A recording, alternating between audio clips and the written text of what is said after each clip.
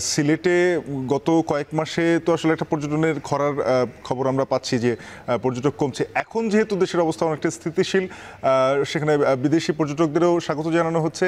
সিলেটে এই মুহূর্তে পর্যটনের সার্বিক পরিস্থিতি কেমন? আচ্ছা দেখুন, এটি আসলে গত বছরের তুলনায় এবারের যে পর্যটক সংখ্যা সিলেটে তুলনামূলকভাবে কিন্তু অনেক কমে গেছে।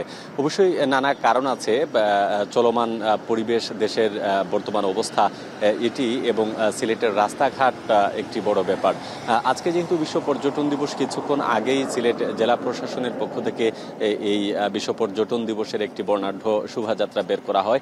এই র্যালিতে আমরা দেখেছি পর্যটন কর্পোরেশন, জেলা প্রশাসন, আটাব এবং টুরিস্ট পুলিশ সহ বিভিন্ন স্কুল কলেজের শিক্ষার্থীরা বা পর্যটন সংশ্লিষ্ট যারা আছেন তারা কিন্তু অংশ নিয়েছেন।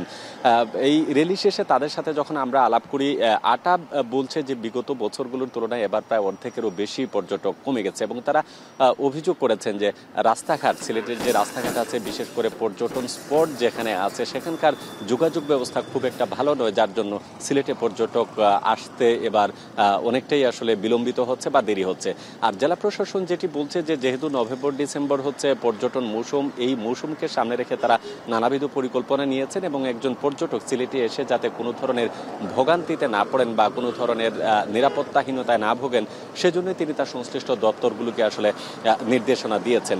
এবং পর্যটন বিভিন্ন যে গ্রুপ আছে বা ট্যুরিজম ব্যবসার সাথে যারা জড়িত আছেন তারা বলছেন যে প্রতিবারই আসলে এই পর্যটনকে সামনে রেখে প্রশাসনিকভাবে নানান আয়োজন থাকে, কিন্তু সেটি আসলে দিবস ভিত্তিকই থেকে যায়। অর্থাৎ কার্যকরী যে উদ্যোগ, মাঠ পর্যায়ে যে তাদের যে কার্যক্রম অথবা একজন পর্যটককে আগ্রহী করতে যা যা প্রয়োজন, সেখানে আসলে কোনো সংস্কার হয় না। তারা জোর দিয়ে আসলে দাবি জানাচ্ছেন যে এইসব বিষয়গুলোকে আসলে সংস্কার করতে হবে। বিশেষ করে একজন পর্যটক যে বিনোদনের জন্য যে সকল এলাকায় আসেন, সেখানে যদি তিনি বিনোদনের ব্যবস্থা না পান, সেক্ষেত্রে হয়তো বা পরবর্তীতে তিনি আগ্রহ হবেন না। তো সব মিলিয়ে আসলে আগামী মৌসুমকে কেন্দ্র করে সবাই একটা পরিকল্পনা করছেন, হয়তো বা সময় হলেই দেখা যাবে আসলে কতটুকু পরিবর্তন হয়েছে। নাফি।